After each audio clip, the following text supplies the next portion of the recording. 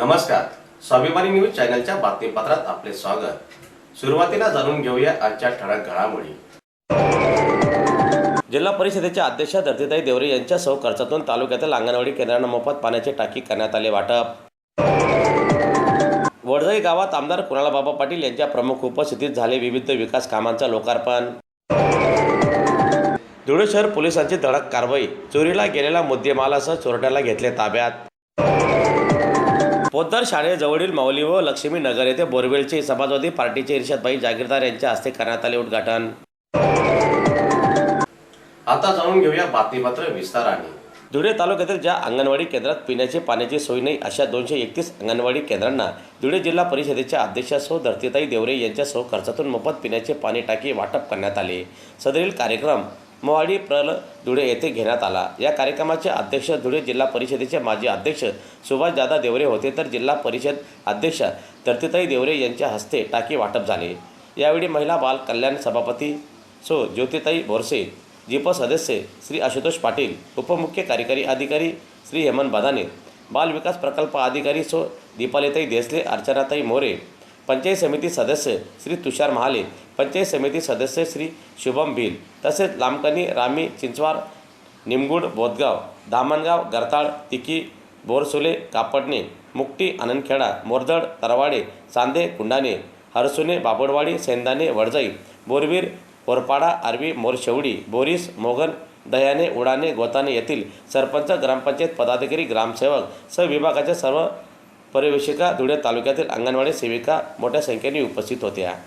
ते पाऊलच्या आधी जे महत्त्वाचं पाऊल जे मुलं टाकतं ते म्हणजे अंगणवाडी केंद्र, आणि अंगणवाडी केंद्रामध्ये मुलांना एक आकार दिला जातो आणि म्हणून अंगणवाडीमध्ये सगळ्या वस्तूची माग पाहिजे। त्याच्यामुळे मला विचार आला, जे आपण धुळे तालुक्यामध्ये जे कुपोषित मुलं आहे, ज्या महिला प्रेग्नेंट महिला आहे, पोषण आहार आहे आणि आपला महिलाचे जे आरोग्य आहे, आणि जर आरोग्याविषयी बोललं गेले तर शुद्ध पाणी आणि स्वच्छ पाणी हे सगळ्यात महत्त्व आहे।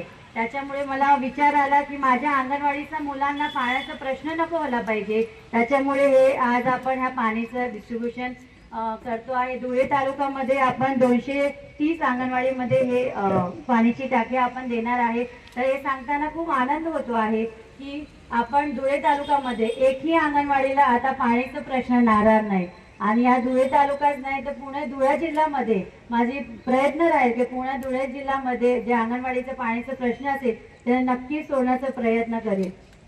बाल कल्याण सभापती होती तेव्हा मी अनेक अंगणवाडीला व्हिजिट केली होती, आपल्या महिलांना पण भेटली होती, बरेचसे आपले समस्या मी समजून घेतले, बरेचसे तुमचे समस्या आहेत हे पण मला माहिती आहे। पण हे मला सांगताना खूप आनंद होतो आहे की 2 दिवसापूर्वी आपले सरकारने आपलं मानधन वाढवलं आहे, तुमच्या कामाची पावती तुम्हाला मिळाली आहे। कल्याण सभापती होती तेव्हा जेव्हा मी व्हिजिट करायची तेव्हा महिला मला बरेच सांगायचे की ताई आम्हाला बरेचसे प्रॉब्लेम आहे, आम्हाला खूप वर्कलोड आहे, परंतु तुम्ही खूप त्याच्यामध्ये चांगलं काम केलं आहे। कोरोनाच्या काळामध्ये जसं सैनिक आपला देशाची रक्षा करतो, तुम्ही तुमच्या गावाची रक्षा केली, तुमच्या स्वतःची काळजी घेतली नाही, परिवाराची काळजी घेतली नाही, पण तुम्ही त्या गावाच्या लोकांची काळजी घेतली, आणि ज्या तुम्ही ऑन ड्युटीमध्ये ज्या महिला कोरोनासाठी त्यांना एक मदत करू शकलो। आज या ठिकाणी तुम्ही दिवस रात एक करून त्या मुलाला शिकवता, पुढे पाठवता। बघायला गेलं मी नेहमीच सांगते, जेव्हा मुलं एक घरात बाहेर पडतो तर ते आईला सोडून आईकडेच येतो, कारण तुम्ही एक आईचं आणि शिक्षकचं दोघांचं तुम्ही ते रूप तिथे तुम्ही करत असताना, जे मला खूप सांगताना चांगलं वाटले आहे। आणि आज या ठिकाणी आपण सगळ्या एवढ्या मोठ्या संख्येने उपस्थिती राहिली, आणि साहेबांनी म्हटलं आपण जेवढं दिलं तेवढं मागणी चालूच येणार आहे, परंतु माझा पूर्ण प्रयत्न राहील की जे काही आपण मागणार आहे ते आम्ही 100% जेवढं आमच्याकडून होईल तेवढं आम्ही पूर्ण करायचा प्रयत्न करू। आणि 8 काटा आपण 1800 अजून बाकी आहे, तर ते पण आपण लवकरात लवकर अंगणवाडीमध्ये देणार आहे। तर माझी एवढीच एक इच्छा आहे की मुलं आपल्याकडे येतात त्यांची काळजी आपण घेतो। आणि धुळे तालुक्यातील वडजाई येथे आमदार कुणालबाबा पाटील यांनी शासनाकडून कोट्यवधीचा निधी आणून विकास कामे केली आहेत।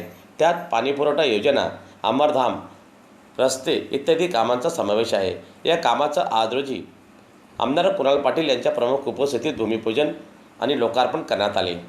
या प्रसंगी कुणालबाबा पाटील अधिक माहिती देताना म्हणाले की काही दिवसातच विधानसभा निवडणुकीची आचारसंहितामुळे वडजाई मातेचे दर्शन घेऊन आजच वडजाई गावातून कामाला सुरुवात करीत आहेत. वडजाई गावातील रस्त्यासह अनेक कामे मी करू शकलो, अजून काही कामे करायची बाकी आहेत. येणाऱ्या काळात वडजाई गावात येणाऱ्या प्रमुख रस्ता आणि मंगल कार्यालय ही कामे करण्याचं अभिवचन आमदार कुणाल पाटील यांनी आपल्या भाषणातून दिले. याप्रसंगी काँग्रेसचे निरीक्षक शाहीर संजय सोनवणे यांनी मोदी आणि भाजपा सरकारवर जोरदार टीका केली. सोनवणे यांनी आपल्या दमदार शैलीतून मोदींच्या धोरणावर टीका केली. तसेच राज्य सरकारचा देखील समाचार घेतला. लाडका पाहुणा आता भुलणार नाही म्हणून लाडकी बहीण योजना आणलेली आहे. लाडक्या पाहुण्याला मात्र पूर्वीसारखंच वाऱ्यावर सोडलेले आहे. लाडक्या पाहुण्याचा शेतीमालाला भाव नाही, कांदा निर्यात बंदी, शेतकरी विरोधी धोरणे, त्यामुळे लाडका पाहुण्याला बोलविता येणार नाही म्हणून लाडक्या बहिणींना खुश करण्याचा प्रयत्न केला जात आहे. सन 2014 पासून देशातील जनता त्रस्त झालेली असून नोकऱ्या नाहीत म्हणून तरुण पिढी बेरोजगार झालेली आहे. सरकार खाजगीकरणाच्या माध्यमातून जनहित विरोधी निर्णय घेत आहे. त्यामुळे येणाऱ्या विधानसभा निवडणुकीत भाजप सरकारला धडा शिकवण्यासाठी महाविकास आघाडी सरकार निवडून देण्याचे आवाहन सोनवणे यांनी आजच्या या कार्यक्रमाच्या माध्यमातून ग्रामस्थांना केले. काळ असणार आहे. ज्या पद्धतीने तुम्ही त्या काळामध्ये दारी साहेबांना साथ दिली आणि साहेबांनी नंतर मंत्री झाल्यानंतर या तालुक्यामध्ये अनेक गोष्टी केल्या, तशाच पद्धतीने येणाऱ्या काळामध्ये जेव्हा महाविकास आघाडीचं सरकार या महाराष्ट्रामध्ये स्थापन होईल तेव्हा 100% या तालुक्याचा, आपल्या गावाचा चेहरामोहरा बदलवायचं काम हे नक्कीच आपण सर्वजण मिळून त्या ठिकाणी नक्कीच करू, अशा प्रकारचा शब्द तुम्हाला मी या ठिकाणी देतो. आज दिनवांना आणि आम्ही सर्वच मंडळी त्या ठिकाणी फिरत होतो. आपण करून टाका अशी जेव्हा चर्चा झाली तेव्हा मी त्यांना सांगितलं की 7 तारखेला हा कार्यक्रम आपण करून टाकू, कारण 12-13 तारखेला आचारसंहिता लागण्याची शक्यता आहे. ते काहीतरी मला वाटतं दसऱ्याची वाट बघतायत. दसरा मेळावा एकदा करून घेऊ आणि दसरा मेळावा झाल्यानंतर दुसऱ्या दिवशी आचारसंहिता लावू, असं काहीतरी त्यांचं प्लॅनिंग चालू आहे. त्यामुळे 13-14 तारखेला आचारसंहिता लावतील आणि नोव्हेंबर महिन्याच्या 14-15 तारखेला त्या ठिकाणी त्यामुळे मग मी सर्व प्रमुख मंडळी जे वडजाईची आली होती त्यांना म्हटलं, दादा की आचारसंहितेच्या आधीच तुमचा कार्यक्रम झाला पाहिजे आणि तुमचा कार्यक्रम तुम्ही ज्या दृष्टीने नियोजन करताय किंवा तुमचा जो उत्साह आहे तो उत्साह बघितल्यानंतर म्हटलं मला असं वाटतंय की आई वडजाईचा आशीर्वाद घ्यावा आणि वडजाई बसूनच सुरुवात करावी अशा प्रकारचा विचार केला आणि म्हणून आजचा हा कार्यक्रम या ठिकाणी अत्यंत दिमागदार पद्धतीने भव्य दिव्य प्रमाणामध्ये आपण सर्वांनी करून घेतला. खरंच वडगाईकर सर्व ग्रामस्थांचं मनापासून या ठिकाणी अभिनंदन करतो, तुमचं धन्यवाद अर्पण करतो. आजच्या कार्यक्रमाचे अध्यक्ष सन्माननीय गुलाबदादा खोतेकर, मंचावरती विराजमान सर्वच तोलामोलाचे नेते मंडळी, खास करून आशीर्वाद देण्याकरता या ठिकाणी सौंदर्याचे आपले ज्येष्ठ नेते. कुसुमा मतदारसंघामध्ये कुठेही आपण जर गेलो आणि कुसुमा मतदारसंघाचं नाव घेतलं तर त्या ठिकाणी दादी साहेबांचा उल्लेख त्या जिल्ह्यामध्ये झाल्याशिवाय राहत नाही. मी तुम्हाला एक शब्द देणार आहे मित्रांनो, की जे काम साहेबांनी केले, जो जपलं, या तालुक्याचं नाव बाहेर महाराष्ट्रभरामध्ये जपलं, तेच नाव तसेच्या तसं जपण्याचं काम येणाऱ्या काळामध्ये मी 100% करीन हा शब्द तुम्हाला देतो. धुळे शहर पोलिसांनी 24 तासातच चोरीचा छडा लावलेला असून धुळे शहरातील पद्मनाभ नगरातील एका घरासमोर ओमनी गाडीतून घरगुती गॅस सिलेंडर व कापडाच्या 2 कट्टे चोरट्यांनी चोरून नेलेले होते. दरम्यान या प्रकरणी धुळे शहर पोलिसात गुन्हा दाखल करण्यात आलेला होता. सदरील गुन्ह्याचा तपास करण्याबाबत पोलीस अधिकाऱ्यांनी पथकाला सूचना केल्या. त्या दरम्यान शोध पथकाने तपासाची चक्र फिरवीत 24 तासातच चोरट्याला मुद्देमालासह ताब्यात घेतले. सदरची कारवाई ही माननीय जिल्हा पोलीस अधीक्षक श्रीकांत ढेवरे साहेब, अप्पर पोलीस अधीक्षक किशोर काळे साहेब, उपविभागीय पोलीस अधिकारी जाधव साहेब यांच्या मार्गदर्शन सूचनाप्रमाणे ही कारवाई करण्यात आली असल्याची माहिती यावेळी धुळे शहर पोलीस ठाण्याचे पोलीस अधिकारी माननीय दीपक पाटील साहेब यांनी दिली. नमस्कार, मी पोलीस निरीक्षक दीपक पाटील, धुळे शहर. कैलास संजय कुमार सदाने या फिर्याद दिली की त्याच्या गाडीजवळील एक घरगुती सिलेंडर आणि व्यवसायातील कपड्यांचे 2 गट्टे गाडीमधून गाडीचा काच फोडून चोरून नेल्याबाबतची फिर्याद दिल्याने सदर गुन्हा दाखल करण्यात आला.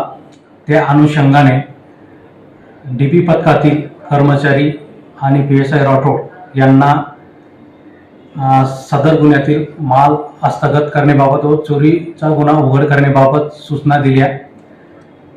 सदर गुन्हा हा आम्हाला मिळालेल्या बातमीनुसार, गोपनीय बातमीनुसार उघडकीस आला असून यातील आरोपी यास 24 तासाच्या आत आम्ही त्याला पकडून अटक केलेली आहे। त्याच्याकडून 200 रुपये किमतीचे रेडीमेड शर्ट, कपड्यांचे गड्डे, त्यानंतर 3000 रुपये किमतीचे घरगुती सिलेंडर, तसेच तो वापरत असलेल्या 25,000 रुपये किमतीची होंडा कंपनीची ॲक्टिवा गाडी ही सुद्धा रिकव्हर केलेली आहे। सदरची कारवाई ही माननीय पोलीस अधीक्षक श्रीकांत दिवरे साहेब, अपर पोलीस अधीक्षक किशोर काळे साहेब, डीवायएसपी श्री जाधव साहेब यांच्या मार्गदर्शनाखाली आम्ही केलेली आहे।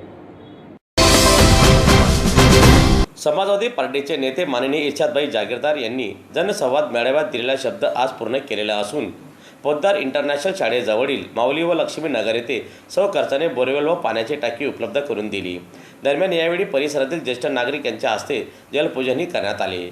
यावेळी उपस्थित धुळे शहर विधानसभा मतदारसंघाचे इंडिया अलायन्सचे समाजवादी पार्टीचे अधिकृत उमेदवार इर्शादभाई जागीरदार, समाजवादी पार्टी धुळे शहर विधानसभा प्रमुख कैलास भाऊ चौधरी, जयाताई साळुंके, महेंद्र दादा शिरसाट, संतोष भाऊ केदार, स्वप्नील पोड, अफसर शेख, हुसेनभाई मंजार, मधुकर पाटील, संदीप माडी, दौलत सैंदाने, प्रवीण माडी, हरीश पाटील, सुरेश देशमुख, अनिल माडी, उमेश पाटील, सुनील गोपाळ, प्रल्हाद महाजन, दिनेश चौधरी, पंकज पाटील, राकेश पाटील, चेतन सोनार, ध्रुव शेंडे व परिसरातील महिला मंडळ, ज्येष्ठ नागरिक व पक्षातील प्रमुख पदाधिकारी कार्यकर्ते मोठ्या संख्येने आजच्या या बोरवेल उद्घाटना प्रसंगी उपस्थित होते।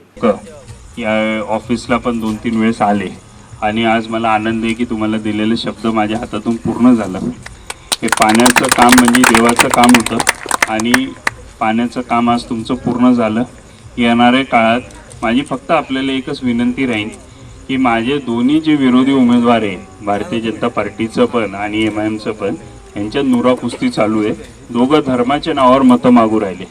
तर हात जोडून विनंती की निवडणूक विकासाची आहे, विजनची निवडणूक आहे। आपण धर्माच्या अप्रचाराला बळी पडू नका। धर्म वाचवायला आपले पंडित आहे, आपले शंकराचार्य आहे, मौलाना लोक आहेत, भंटेजी आहे, सर्व धर्माचे प्रमुख जे लोक आहेत ते धर्म वाचवायचं काम करतील, धर्माचा प्रचार प्रसार करतील। पुढाऱ्यांचं त्याच्यात लक्ष घालायचं काही एक पैशाचं कारण नाही। आणि आज धुळे शहरात त्यांच्याशी विकासाचं विजन नाही। संधी दोघांना भेटली होती, दोघांनी संधीचं माती केलेली आहे। त्यामुळे अशा लोकांना संधी देऊ नका। आताच बोलताना बोलले गेलं की आम्ही महापालिकेत 15 वेळेस 20 वेळेस जाऊन आलो, आम्हाला काही सुविधा इथं उपलब्ध झाले नाही, तुमच्या इथं रस्ते नाही, स्ट्रीट लाईट नाही, अनेक समस्या आहे तुमच्या। हे सगळे तुमच्या समस्या सोडवण्यासाठी मी कटिबद्ध राहीन, एवढंच मी तुम्हाला विश्वास देतो। फक्त माझी जी विनंती मी केलेली की धर्माच्या विचारावर नाही, विकासाच्या विचारावर निवडणूक करा, एवढंच मी आपल्याला आज या ठिकाणी सांगतो। आमचे महिला भगिनी सगळे दांडिया घेऊन बसलेले, आता त्यांना ते दांड्याचा खेळ करायचा, त्यामुळे मी जास्त वेळ घेणार नाही। मला एवढंच एक आहे की आपल्या मुलांचं भविष्य उज्ज्वल करण्यासाठी निवडणूक आणि चांगल्या लोकांच्या हातात ही निवडणूक द्या। कारण आपलं डोकं दुखलं तर आपण डॉक्टरकडे जातो, चांगलं घर बनवायचं इंजिनियरकडे जातो। तर तसंच माझं शिक्षण जे मी तुम्हाला आधी सांगितलं होतं की न्यूझीलंडला झालं, इंग्लंडला झालं, हार्वर्ड विद्यापीठात झालं, माझं काम ते विधान भवनात आहे, मला तिथं पाठवायची संधी द्या। निश्चित धुळे शहराच्या नागरिकाची असं कोणता कृत्य करणार नाही की तुमची मान खाली येईल आणि जे विश्वास तुम्ही माझ्यावर ठेवणार त्याला आयुष्यात भविष्यात कसल्याही प्रकारचा तडा जाऊन देणार नाही, एवढं शब्द मी तुम्हाला देतो। तुमच्या विकासाच्या कामांसाठी कटिबद्ध राहील हे तुम्हाला गवाही देतो, जबान देतो आणि माझे 2 शब्द संपवतो। जय हिंद, जय महाराष्ट्र। याचबरोबर स्वाभिमानी न्यूज चॅनलचे बातमीपत्र संपले। पुन्हा भेटूया पुढील प्रसारणात, तोपर्यंत नमस्कार।